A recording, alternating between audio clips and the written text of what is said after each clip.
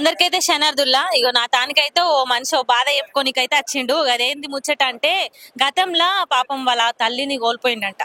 ఇక అది ఎందుకోసము ఏం కథ అని అడిగితే మస్తు చెప్పుకొచ్చిండులా. అది నేను విన్నాను గానీ ఇక మీకు వినిపిస్తాను తోలుకొచ్చిన అన్న శనార్థి. మేడం నా పేరు గిరి మేడం. ఎల్లారెడ్డి కూడా వడ్డర్ బస్సులో ఉంటాను నేను. మా ఇంటి పైకి హైటెన్షన్ వైర్లు ఉన్నాయి మేడం. మాకు ఎక్కడ ప్లేస్ లేక మేము అక్కడ కొంచెం 20 గజాలలో ఇల్లు కట్టుకున్నాం హైటెన్షన్ వైర్ల కింద. అయితే మాకు వర్షం వచ్చినప్పుడల్లా హైటెన్షన్ వైర్ల నుంచి మాకు చాలా డేంజర్ ఉంటుండే. అయితే నేను వెళ్ళి అప్పుడు ఎమ్మెల్యే గోపీనాథ్ గారు ఉండే. అయితే మేము వెళ్ళి చెప్పినాం సార్ ఇదా మేడం అతను ఎమ్మెల్యే ఉన్నప్పుడు మేడం ఒక 2 years అవుతుంది మా అమ్మ చనిపోయి 2 years బ్యాక్. అయితే నేను చెప్పిన మా ఒక 10 మంది దాకా వెళ్ళి సార్ మాకు ఇట్లా హైటెన్షన్స్ డేంజర్ ఉన్నాయి సార్, దాని ప్రాబ్లం చాలా ఉంది, అవి తీపించండి సార్ అని చెప్తే సరే చేద్దాంలే అని చెప్పేసి పట్టించుకోలేదు. అయితే ఒకసారి మా అమ్మ బట్టలు ఆరేయడానికి పైకి వెళ్ళింది, ఆ వైర్ అప్పుడే పడింది. పడి మా అమ్మ పైన పడ్డది. ఒక 90% కాలిపోయి ఒక 20 రోజులు హాస్పిటల్లో ట్రీట్మెంట్ అయింది, చనిపోయింది. అయితే చనిపోయినాక వచ్చిండు, హాస్పిటల్ కూడా రాలేదు, ఇంటి దగ్గర చెప్పినా చెప్తే సరే చేద్దాం అనుకున్నాము, ఇట్లా అయిపోయింది కదా అని చెప్పేసి అన్నాడు. సార్ మీరు చేసినంటే మా అమ్మ బతుకుతుండే కదా సార్ అని చెప్పి. అయితే ఇంటి దగ్గరకు వచ్చి హాస్పిటల్ కూడా రాలేదు. ఇంటి దగ్గరకు వచ్చి మీకు చెప్తే అర్థమైతే లేదా వైర్ల కింద ఎందుకున్నారు మీరు, మీకు తమాషాలు చేస్తారు, వైర్ల కింద ఇల్లు కట్టుకోని అని చెప్పేసి బెదిరించిండు మేడం. మా అమ్మ చనిపోయిన బాధలో నేనుంటే నాకు వచ్చి బెదిరించిండు మా అమ్మ చనిపోయిందా. అయితే మా వాళ్ళు ఏం చేశారంటే నవీన్ అన్న దగ్గరికి వెళ్దామని చెప్పేసి నవీన్ అన్న దగ్గరికి వచ్చినా మేడం. నవీన్ అన్న దగ్గరికి వస్తే ఏమైందంటే చెప్పిన ఇట్లా అమ్మ చనిపోయింది అన్న వైర్లో ఇట్లా షాక్ కొట్టానంటే సరే అని చెప్పేసి నాకు ఒక 20,000 ఇచ్చాను మేడం నవీన్ అన్న. ఫస్ట్ అయితే కార్యక్రమం చెయ్యి అని చెప్పేసి మళ్ళా వచ్చిండు మేడం. అక్కడికి వచ్చి తమ్ముడు హైటెన్షన్ వైర్లో మీ పైన ఉండొద్దు, మీరు ఉండొచ్చు, వైర్లు తీపిస్తా అని చెప్పేసి సీఎం రేవంత్ రెడ్డికి దగ్గరికి వెళ్ళి మాట్లాడి అవి శాంక్షన్ అయిపోయింది మేడం. ఇప్పుడు ఎలక్షన్లు అయిపోగానే ఆ వైర్లు తీపిస్తున్నారు. ఇప్పుడు ఆమె ఏ ముఖం పెట్టుకొని వచ్చి ఓట్లు అడుగుతుంది మేడం, అలా భర్తనే చేయలేదు మాకు. ఇప్పుడు ఆమె ఏం చేస్తుంది మేడం, ఆమె ఏ ముఖం పెట్టుకొని వచ్చి ఓట్లు అడుగుతుంది ఆమెకు తెలియాలా, ఇది ఆమెకు చూస్తే ఆమెకు తెలుస్తుంది ఇది జరిగిన విషయం. మీడియాలో వచ్చింది, అన్ని మీడియాలో వచ్చి అక్కడ వీడియో తీసారు, ఇది నిజం జరిగింది.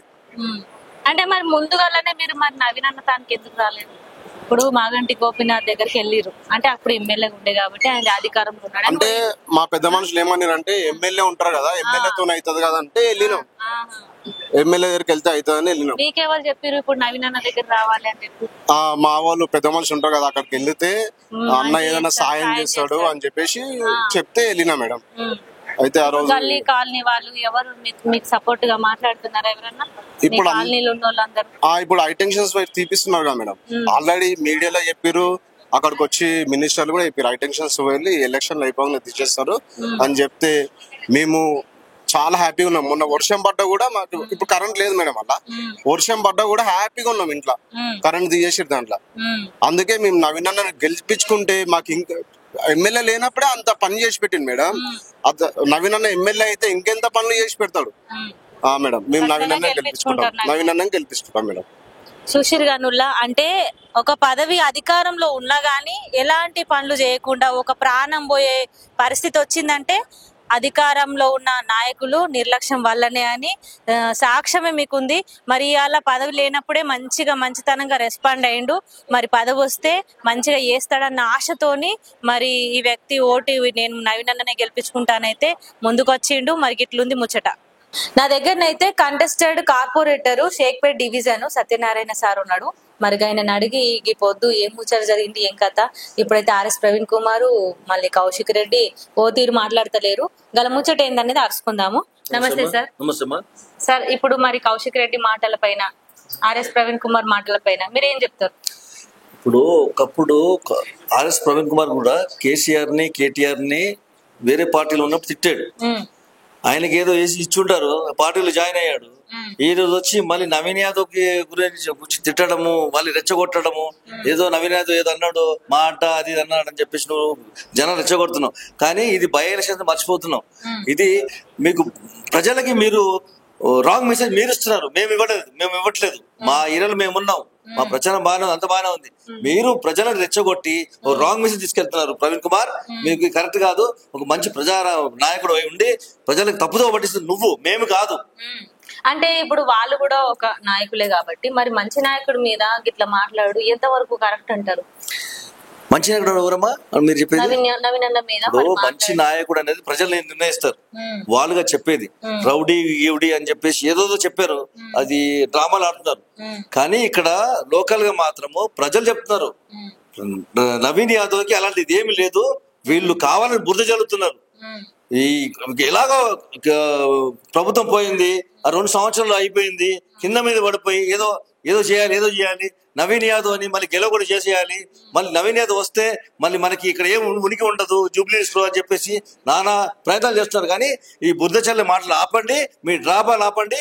మీరు 14వ తారీఖున మీకు రిజల్ట్ చూపిస్తాం. మేము ఖచ్చితంగా గెలుస్తారంటారా? పక్కా గెలుస్తామమ్మా, ఇది నో డౌట్. ఇది ఎందుకంటే వీళ్ళు చేసే డ్రామాలు డైలీ చూస్తున్నాను.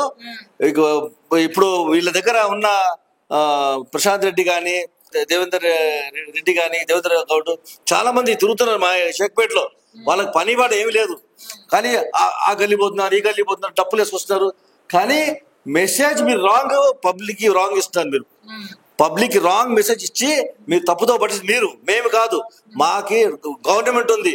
రేపు నవీన్ యాదవ్ గెలిస్తే ఒక సొసైటీ బాగుపడుతుంది, ఒక నవీన్ యాదవ్ గెలిస్తే ఒక డివిజన్ బాగుపడుతుంది, కాన్స్టిట్యూన్సీ బాగుపడుతుంది.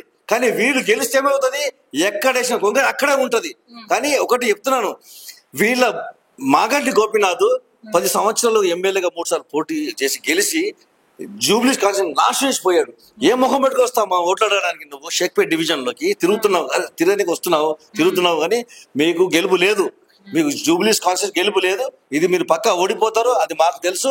కానీ మేము 14వ తారీఖున జెండా ఎగరేస్తాం, రెపరెపల జెండా ఎగరేస్తాం, కాంగ్రెస్ జెండా ఎగరేస్తాం. ఇది ఖచ్చితంగా 100% కాదు 200% చెప్తున్నా నేను. ఖచ్చితంగా గెలుస్తారంట, పక్కా గెలుస్తామమ్మా, నో డౌట్. దీంట్లో లైక్ చేయండి, షేర్ చేయండి, సబ్స్క్రైబ్ చేయండి. మరిన్ని వీడియోల కోసం బెల్ సింబల్ పై క్లిక్ చేయండి.